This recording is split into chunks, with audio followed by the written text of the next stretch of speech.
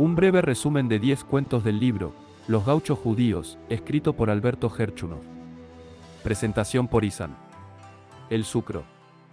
En una fría mañana de invierno, el viento agita los cardales y la niebla cubre la campiña, mientras la familia se prepara para marcar un nuevo terreno para labrar. Los bueyes más dóciles son enjugados, y un palo con trapo rojo se coloca a 500 metros como referencia para los dos surcos, uno de ida y otro de vuelta, una tarea solemne que todos comprenden. El perro Barbos, sabedor de la importancia del momento, se mantiene cerca, atento a cada movimiento, mientras la madre y las muchachas se encargan de llevar el café con leche. El hermano guía el arado mientras el narrador dirige los bueyes, que caminan con paso lento pero digno, comprendiendo su misión. El yugo de quebracho, fabricado en casa, mantiene a los bueyes firmes mientras avanzan lentamente. La familia observa en silencio y concentración, con el perro Barbos liderando a los bueyes, mientras el gurí, el niño de la familia, corre detrás, menos serio y más juguetón. Los bueyes, con los cuernos atados al yugo, avanzan con resignación y esfuerzo, exhalando espuma de sus bocas. La tierra, aún fría por el invierno, se abre bajo el arado, exhalando un olor a humedad. La rueda del arado cruje mientras va cantando el salmo de las siembras, y el trapo rojo ondea al viento como una bandera en medio de esta escena agrícola que simboliza la vida, el esfuerzo y la continuidad de la labor del campo. Leche fresca. En el amanecer de una colonia rural, Raquel, una joven que refleja la esencia de las heroínas bíblicas, ordeña a una vaca dócil junto al palenque torcido, mientras el ternero cercano mordisquea las yerbas cubiertas de rocío. La escena está bañada por los colores rosados de la aurora otoñal, que ilumina las acciones cotidianas de los colonos. Los hombres de barbas largas salen a los corrales, dialogando sobre las tareas del día, como arar o rastrear. Mientras tanto, el rabino Efraín, símbolo de la tradición y la fe, reza al Dios de Israel con las filacterias en la frente, evocando la conexión con la tierra prometida. Raquel, con su cabello oscuro cayendo en cascada y su cuerpo firme, parece encarnar a figuras como Esther o Rebeca, trabajando en la paz de los campos, donde los ranchos sonríen a la jornada naciente. La leche cae en el balde con un suave sonido, y el arroyo cercano canta, ofreciendo agua a los animales, mientras el padre de Raquel, liberado del sufrimiento de la Rusia zarista, bendice las tierras que ahora trabajan con esperanza y devoción. La lluvia. En la colonia rural, al caer la tarde, la tranquilidad serena envuelve el paisaje, el cielo se tiñe de amarillos mientras los animales regresan al corral, y los arados, como liras, reposan tras los ranchos. La familia se reúne, el padre, rezando con otros colonos, pregunta por sus hijos, Juan está en la carnicería, Rebeca se lava la cabeza y la vaca Rosilla aguarda atada. De repente, una lluvia inesperada transforma la escena, mezclándose con el sol en destellos diamantinos. Al grito de «El ternero», Rebeca aparece veloz para atraparlo antes de que alcance las ubres de Rosilla. Envuelta solo en una toalla, su figura, trabajada por el campo, brilla bajo la lluvia que humedece su cuerpo, coronándola como una diosa campesina, fuerte y triunfante en medio del esplendor natural. La siesta. En la colonia judía rural, el sábado se celebra como día sagrado, con una atmósfera de calma y religiosidad. El paisaje primaveral, lleno de huertos floridos y campos verdes, está marcado por el descanso, el ganado rumia en el potrero, las familias rezan y los niños tararean cánticos. La abuela Raquel, símbolo de tradición, limpia amorosamente la cabeza de su nieta Miriam, mientras reflexionan sobre la vida y las enseñanzas del judaísmo. Sin embargo, las conversaciones entre los colonos, como el rabí Zacarías y el matarife Abraham, revelan tensiones sociales, incluyendo la fuga de la hija de Ismael Rudman con un peón no judío, que escandaliza a la comunidad. Mientras tanto, el joven Jacobo, con su carácter rebelde, desafía las normas al cuidar su caballo durante el sábado, exhibiendo una mezcla de costumbres gauchas y tradiciones judías. El día, lleno de pequeños actos cotidianos, concluye con la preparación para los rezos vespertinos, mientras la sinagoga se convierte en el centro de reunión espiritual. Llegada de inmigrantes. En una cálida mañana primaveral, alrededor de 200 personas esperaban en la estación Domínguez la llegada de un tren desde Rusia, cargado de inmigrantes, entre los cuales destacaba un rabino de Odessa, anciano y erudito en los textos sagrados. Este rabino había viajado por París y había sido recibido por el barón Hirsch, el padre de la colonia. La estación estaba llena de ruido y expectativa, mientras los habitantes de la colonia se reunían a observar y comentar sobre los recién llegados, entre los que se encontraban personas como el matarife de la colonia, que discutía sobre los principios religiosos y las leyes de sacrificio de animales. Entre los colonos, se comentaba sobre las vidas previas en Rusia, donde muchos habían dejado atrás el régimen zarista, y se mantenía viva la esperanza de una vida mejor en la tierra prometida, ya fuera en Argentina o Palestina. Cuando el tren finalmente llegó, los inmigrantes, marcados por la miseria pero llenos de esperanza, comenzaron a bajar, destacando la figura del rabino, quien fue recibido con entusiasmo por los colonos. Con una gran expresión de fe y determinación, el rabino, al ver el nuevo hogar que los aguardaba, proclamó que allí trabajarían la tierra, cuidarían el ganado y vivirían en libertad, mientras la caravana se ponía en marcha, dirigida por la luz del sol de la mañana. La trilla. En una calurosa mañana de trabajo, los peones terminaban de recoger las bolsas de trigo de la cosecha en una colonia judía rural en Argentina, mientras el sol iluminaba la campiña como un cepillo de oro. Bajo la sombra de una parva, el alcalde de la colonia, un hombre casi analfabeto pero elocuente, hablaba con orgullo sobre los logros agrícolas y las ventajas de la vida lejos de las persecuciones en Rusia, aunque reconocía que no era la tierra de Jerusalén. En contraste, el matarife criticaba la vida en la colonia y señalaba que el trigo de Besarabia era mejor, lamentando la pérdida de religiosidad entre los jóvenes, que comenzaban a parecerse a los gauchos. Mientras tanto, Moisés Sinclair, un antiguo joyero de Vilna, observaba en silencio cómo su familia trabajaba en la trilla, su mujer, envejecida por la pobreza, y su hija, Débora, robusta y ágil, preparaban el almuerzo. Recordando su vida amarga en Vilna, Moisés finalmente intervino cuando el trigo comenzó a caer como lluvia dorada bajo el sol. Emocionado, metió su mano en el trigo, sintiendo el fruto de su esfuerzo y dejando caer lágrimas en la primera bolsa de su cosecha, un símbolo de esperanza y renacimiento para su familia y su tierra. La huerta perdida. En un día caluroso y tranquilo en una colonia judía de Argentina, los habitantes se encontraban en un periodo de descanso antes de las nuevas siembras. En la mañana, se celebró un servicio en la sinagoga por el aniversario de la muerte de un vecino, mientras el matarife y el alcalde conciliaban una disputa entre familias. Después, bajo el cielo azul, los vecinos regresaron a sus casas, pero una nube gris en el horizonte comenzó a inquietarlos. Al mediodía, la nube creció y trajo consigo una devastadora plaga de langostas, oscureciendo el sol y cubriendo huertas y trigales. La comunidad se lanzó en un esfuerzo desesperado por salvar las cosechas, batiendo latas y gritando, pero la plaga destruyó legumbres y flores. En medio del caos, Raquel, una joven apasionada por su jardín, sacrificó su ropa para salvar un amado rosal. El combate contra la langosta duró horas, pero al atardecer, la colonia quedó devastada, con huertas desnudas y trigales arruinados. Entre el llanto de las mujeres y el ladrido de los perros, el matarife mascullaba rezos, mientras la tristeza cubría la colonia como una sombra pesada. El cantar de los cantares. En una calurosa tarde de trabajo en una colonia judía de Argentina, Esther, una joven trabajadora, recolectaba sandías en el maizal cuando Jaime, un joven campesino valiente y apasionado, apareció inesperadamente montado en su caballo. Esther, quien sabía de la admiración de Jaime hacia ella, lo observó mientras se le ofrecía huevos de perdiz que había encontrado. En un tenso intercambio lleno de emociones contenidas, Jaime confesó su amor y deseo de casarse con ella, enfrentándose a rumores de que Esther podría estar comprometida con un hombre de San Miguel. Esther, confundida pero intrigada, pidió que hablara con su padre, el rabí Eliezer, para formalizar la propuesta. En un momento de espontaneidad, Jaime la abrazó y la besó apasionadamente, dejando ambos el maizal llenos de promesas y sueños. Al llegar a la colonia, Jaime, con determinación, se dirigió al padre de Esther para pedir su mano, simbolizando la unión de dos familias y campos vecinos. Las lamentaciones. En la colonia judía de Rajil, en una noche traslúcida de Entre Ríos, un grupo de mujeres se reúne en casa de don Moisés para recitar las lamentaciones rituales que conmemoran la caída de Jerusalén. La atmósfera es solemne, impregnada de dolor, y los rostros de los ancianos reflejan años de sufrimiento. Mientras las mujeres, sentadas en el suelo, lloran y repiten las trágicas historias de su pueblo, don Moisés dirige las oraciones previas al rezo. Las lágrimas caen sobre los textos religiosos iluminados por velas, mientras afuera, los perros aúllan, sumándose al lamento colectivo.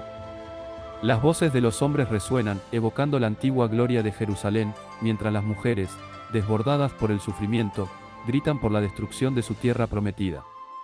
Entre las lamentaciones, se intercalan momentos de conversaciones cotidianas. Rebeca, una joven, habla con Jacobo sobre su vida y las expectativas del futuro, y se siente cautivada por el ambiente que la rodea. Al final, el vecino que regresa de la estación canta una canción triste sobre la diáspora judía, mientras dentro, los viejos continúan su llanto, lamentando la eterna desolación de su ciudad natal, Jerusalén. El episodio de Miriam.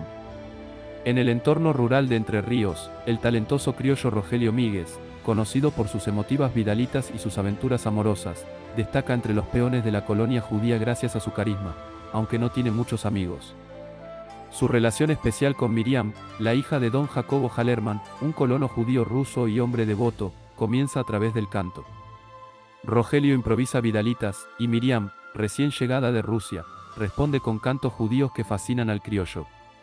Este vínculo se desarrolla mientras ella le lleva el desayuno en el campo y ambos intercambian miradas y gestos furtivos. Sin embargo, los rumores sobre la cercanía entre el criollo y la hija del devoto colono empiezan a circular en la colonia, generando murmuraciones. A pesar de los esfuerzos de don Jacobo por desestimar las habladurías, termina despidiendo a Rogelio para proteger la reputación de su hija.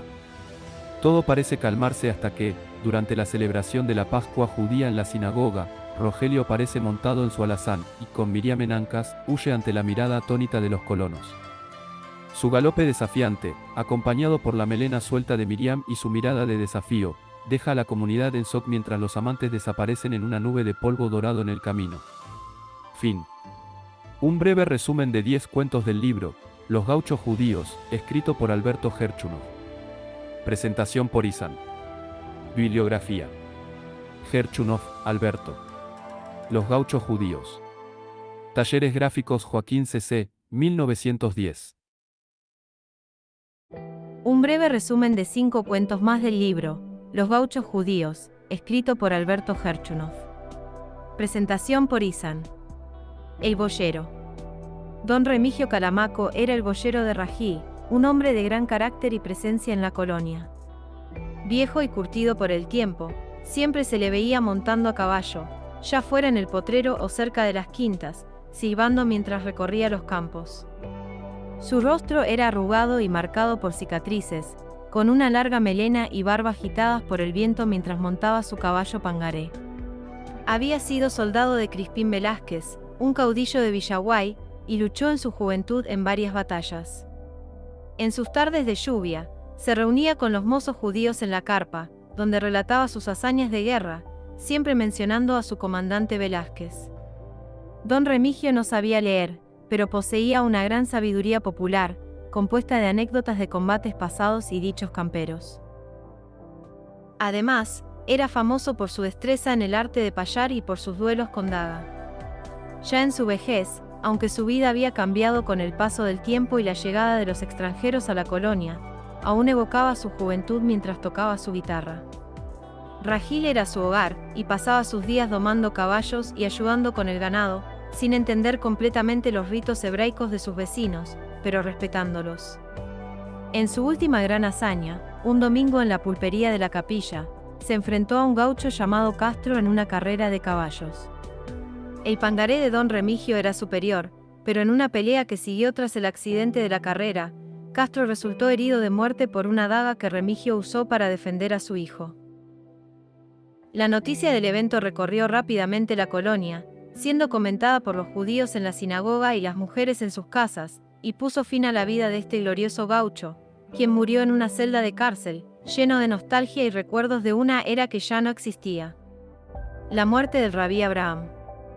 En el gélido invierno de Rají, en una escena que evocaba paisajes rusos por la escarcha que cubría la campiña, el rabí Abraham, una figura serena y piadosa, preparaba su jornada en la chacra. Entre las tareas matutinas, con su familia y peones ocupados en sus labores, realizó sus oraciones en hebreo, invocando bendiciones universales con solemnidad. El conflicto surgió cuando Abraham insistió en emplear a 2 bueyes específicos, el manso y el gordo, para arar, contradiciendo la voluntad de don Goyo, un peón perezoso pero obstinado. La discusión escaló rápidamente y culminó en tragedia cuando don Goyo, en un arranque de furia, apuñaló al rabí Abraham en el pecho con su facón, dejándolo mortalmente herido en el corral. Los vecinos acudieron conmocionados, las mujeres lloraron desconsoladas, y el cuerpo del rabí, envuelto en un lienzo blanco, yacía con una expresión de dolor que evocaba a Jesucristo, acentuando su figura venerable y martirizada. Su asesinato marcó un momento de profundo luto para la comunidad, conmocionada por la violencia repentina en un entorno de labor y fe. La lechuza. Jacobo, montado en su caballo petizo, pasó frente a la casa de Reiner y saludó en criollo. La vieja, Perla, respondió en su lengua materna, el judío, y le preguntó si había visto a Moisés, quien había salido por la mañana en busca de un tordillo. Jacobo, tras aclarar algunos detalles sobre el camino tomado por Moisés, intentó tranquilizar a Perla, que temía por su hijo, pues había salido sin revólver y con pocas provisiones, a pesar de que se rumoraba que cerca de los campos de Orstein merodeaban bandidos. La tarde caía lentamente, y la atmósfera otoñal y melancólica se mezclaba con una sensación de inquietud. La conversación entre Perla y su hija, doña Eva, pasó a otro tema, como la historia de un cuervo que anunciaba la muerte según las tradiciones judías. La inquietud de la madre creció cuando una lechuza voló sobre el corral, graznando de manera ominosa. Perla, para calmar a su madre, recordó una historia de un misal que había sido devuelto por una mujer a su primer novio muerto, después de seguir el consejo de un rabino. La historia dejó una profunda impresión en Eva. Mientras la lechuza continuaba observando a las mujeres desde el poste, un ruido en la distancia alertó a la madre e hija. En la oscuridad, el sonido de un caballo galopeando se acercaba rápidamente, y cuando finalmente se vio el caballo blanco de Moisés, llegó sin jinete, con la silla ensangrentada, confirmando sus peores temores. Las bodas de Camacho. La boda entre Pascual Lisk, hijo del acaudalado terrateniente de Espíndola, y Raquel, una joven de belleza destacada y personalidad reservada, era un evento esperado con entusiasmo por las comunidades judías cercanas. Preparativos fastuosos incluyeron vinos, cervezas y refrescos rosados con sellos de lacre, junto con comida tradicional como pescado relleno y gansos asados. Sin embargo, Raquel estaba profundamente afligida, pues su amor verdadero era Gabriel, un joven de San Gregorio, a quien las circunstancias familiares le impidieron elegir. Durante la celebración, marcada por danzas judías y la suntuosidad de los banquetes, Gabriel irrumpió en la escena. En un giro dramático, se fugó con Raquel en un salki, dejando a los invitados desconcertados y a la familia Lisk humillada. La ceremonia, que comenzó con pompa y rituales sagrados, terminó en un escándalo que evidenció la lucha entre tradición, amor y libertad personal en las colonias judías de la época. La visita. La estancia de don Estanislao Benítez, situada cerca de Rají, se destaca como un símbolo del paisaje entrerriano, con su caserón rodeado de campos atravesados por arroyos y cardales. Don Estanislao, un veterano gaucho de profundas raíces, compadre de don Crispín y amigo de Justo José de Urquiza, encarna el heroísmo y la nobleza de su tierra. Su legado de valentía, desde las guerras pasadas hasta las domas actuales, lo convierte en una figura respetada entre los gauchos y los colonos judíos de la región. La visita del matarife Rabí Abraham con su familia marca un encuentro significativo entre culturas. Durante el viaje hacia la estancia, el silencio nocturno y el entorno natural generan una atmósfera de introspección y serenidad, acentuada por el repique lejano de una campana que conmueve profundamente al rabino. Al llegar, son recibidos calurosamente por la familia Benítez, cuya hospitalidad y calidez reflejan la vida sencilla y cordial del campo. La conversación fluye entre relatos de viaje, elogios a la hospitalidad criolla y reflexiones sobre la belleza y peculiaridad del cielo entrerriano. Don Estanislao, movido por el amor a su tierra, entona con su guitarra coplas que glorifican a Entre Ríos, expresando su profundo arraigo y veneración por la región. La interacción entre las familias, las risas bajo la luna y el ambiente cargado de aromas y tranquilidad nocturna pintan un cuadro de comunión entre tradiciones, naturaleza y humanidad.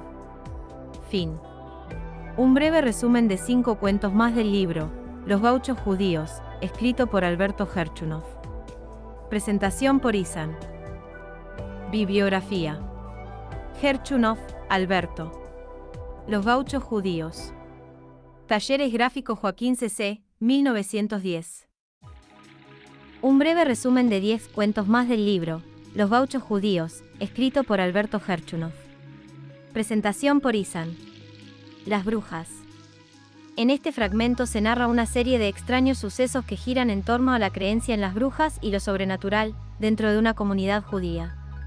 El relato comienza con una pregunta planteada por Rabí Abraham, quien, al ser cuestionado sobre si cree en las brujas, hace referencia al Talmud, que enseña que en el alma de cada persona existen dos fuerzas, un ángel bueno y una mala sombra, el Satán.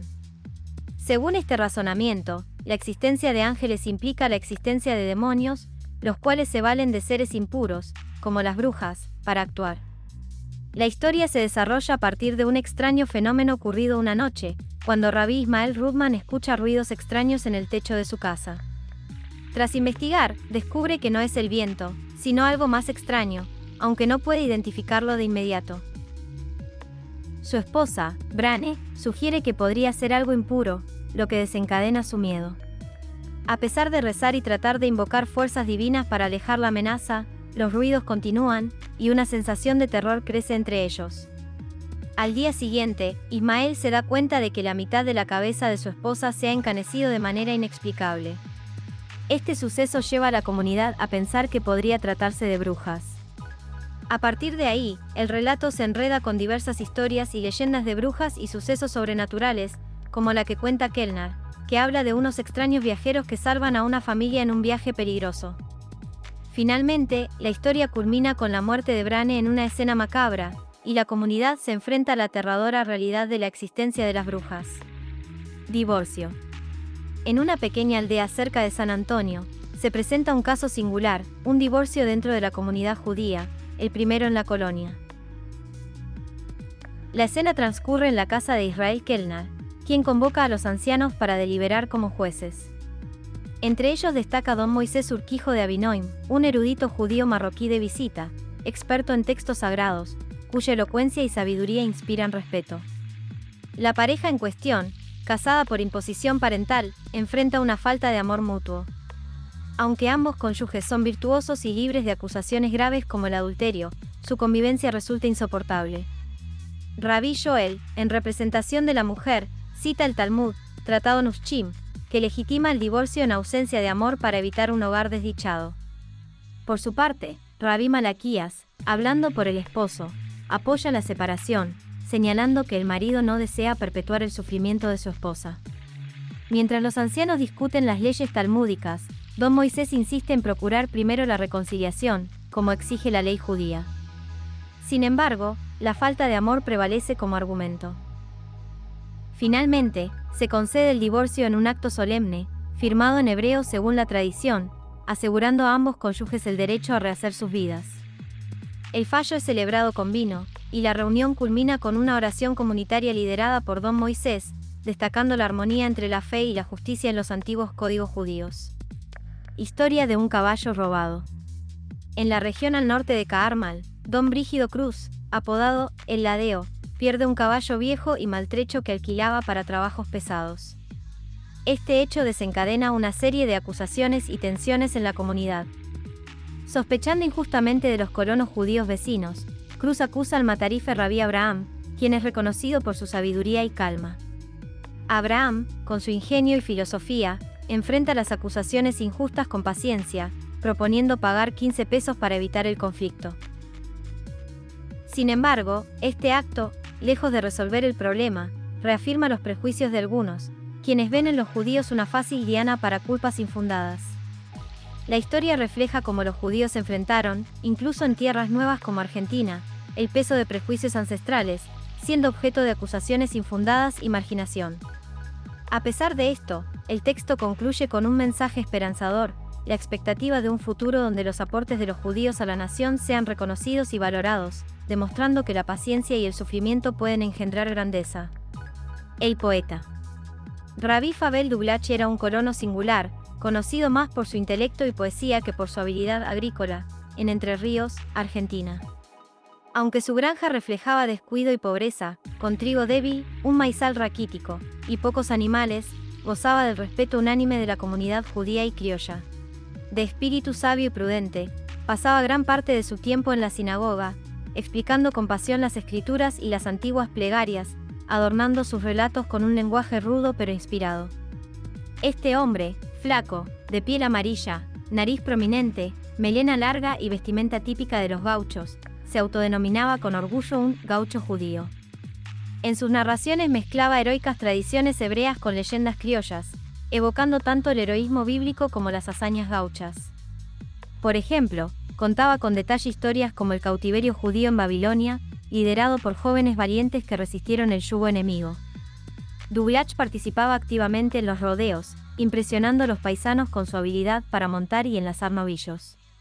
En tertulias lluviosas, junto al brasero de don Remigio Calamaco, cautivaba a los jóvenes con relatos vibrantes, como el duelo entre el gaucho Pedro Núñez y un tigre salvaje, donde la valentía del cazador reflejaba el heroísmo gaucho que tanto admiraba. Esta mezcla de culturas y su capacidad de conmover hicieron de Dublatch una figura profundamente querida, aunque descuidara su propio sustento, pues su verdadero legado estaba en sus historias y su espíritu poético. La Revolución. La Revolución de Rajil ocurrió en una colonia judía en Entre Ríos, donde el cargo de alcalde generaba disputas por su prestigio simbólico. Rabí Isaac Stein, criticado por su ineficaz gestión, fue reemplazado por Rabí Israel Kellner, quien prometió mejoras pero también desilusionó a los colonos. El descontento creció hasta que un grupo liderado por mujeres asaltó la casa de Kellner, tomó su cuaderno de registros y lo destituyó, simbolizando la resistencia al abuso de poder. Esta pequeña revuelta refleja tensiones sociales universales presentes en todas las revoluciones históricas. La triste del lugar. En la colonia rural de Rajil, vive Jebed, una joven de carácter melancólico y presencia imponente, que evoca figuras bíblicas y la poesía pastoril. Su hogar está en una loma rodeada por el campo y los sonidos bucólicos de la vida campesina. Pese a ser admirada por muchos, Jebed es introspectiva y rechaza a todos los pretendientes, incluido un estudiante universitario de Odessa. Su vida cotidiana está marcada por su conexión con la naturaleza, sus recuerdos de infancia en la pintoresca ciudad del Mar Negro y el ensueño de un amor pasado que nunca se materializó. En contraste, aparece Lázaro, un colono rengo que toca melodías tristes en su flauta de barro. Aunque inicialmente ignorado, Lázaro despierta en Jebed una piedad y una conexión emocional, convirtiéndose en un contraste con los otros hombres de la colonia. El encuentro entre ambos, enmarcado en los crepúsculos rurales y la música de la flauta, insinúa un nuevo horizonte emocional para Jebed, cuyo mundo interior se transforma con cada melodía. El viejo colono. El viejo colono relata la vida de Rabí Gedali, un anciano venerable que era conocido por su sabiduría y devoción religiosa. Se le describe como un hombre de noble porte y sabiduría profunda, con una vida marcada por la enseñanza, la oración y la conexión con Dios. Rabí Gedali, cuyo nombre bíblico era Gedali ben Shlomo, nació probablemente en Alemania en el siglo XVII y fue parte de una familia judía que, por su tradición, vivió en guetos de ciudades como Frankfurt o Múnich. A lo largo de su vida, se dedicó al estudio de la Torá, la Cábala y la enseñanza de los jóvenes. Su aspecto físico reflejaba su venerable edad, con una barba larga y su figura encorvada por los años. Su día a día consistía en guiar a los más jóvenes en los principios espirituales, rezar y dar consuelo a los moribundos. Durante su vida en el campo, Rabí Gedali también se dedicó a trabajar la tierra, creyendo que la agricultura era un acto sagrado. A lo largo de su vida, enfrentó momentos de adversidad, como cuando fue despojado de sus tierras en Rusia tras la abolición de la servidumbre, pero continuó su camino espiritual en Entre Ríos, Argentina, donde completó su sueño de labrar la tierra y vivir en paz con su familia y la naturaleza. Al final de sus días, rodeado de sus seres queridos, Rabí Gedali falleció serenamente, dejando un legado de humildad, fe y sabiduría. El himno. En los primeros tiempos de la colonia, los judíos de Entre Ríos, provenientes de Polonia y Besarabia, tenían una comprensión vaga de las costumbres argentinas y una visión ambigua del gaucho. Lo veían tanto como un héroe como una figura temible. El miedo y la admiración se mezclaban en sus relatos sobre el gaucho, que para ellos representaba una figura romántica pero peligrosa. En las sinagogas improvisadas en ranchos como el de Rajil, las conversaciones sobre la Argentina giraban en torno a la libertad soñada, y el entusiasmo por un futuro mejor seguía vivo, a pesar de los recuerdos amargos de la emigración.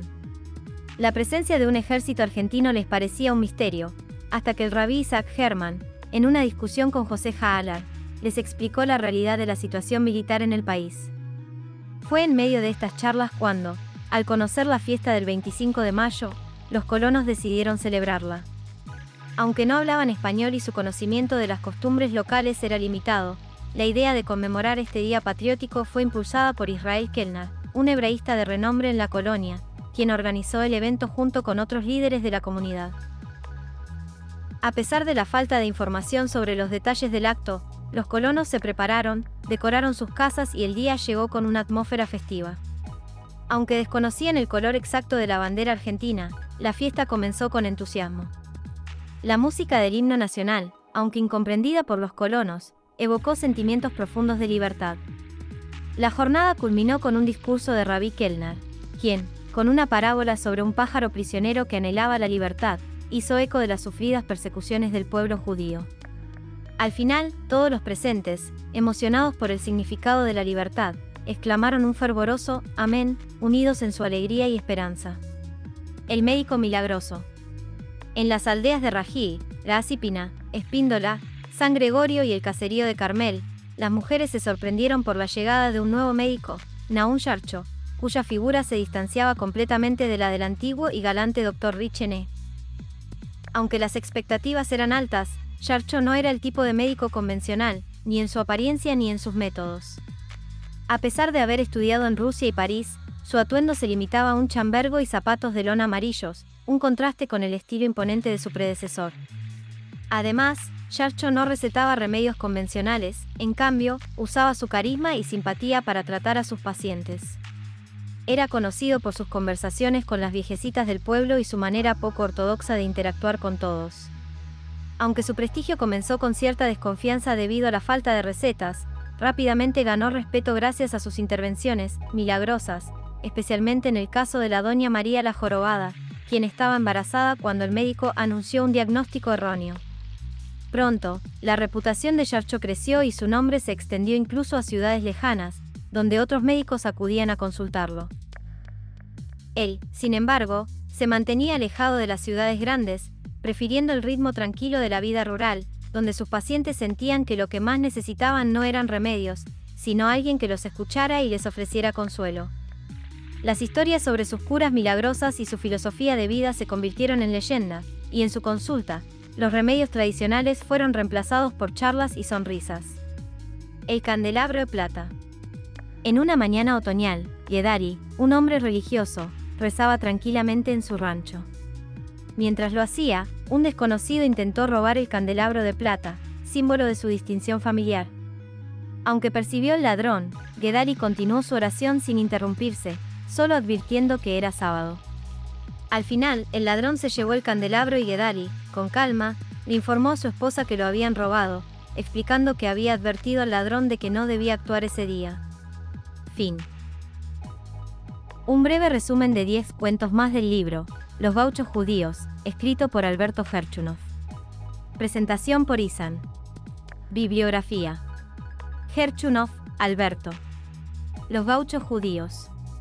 Talleres Gráficos Joaquín C.C., 1910.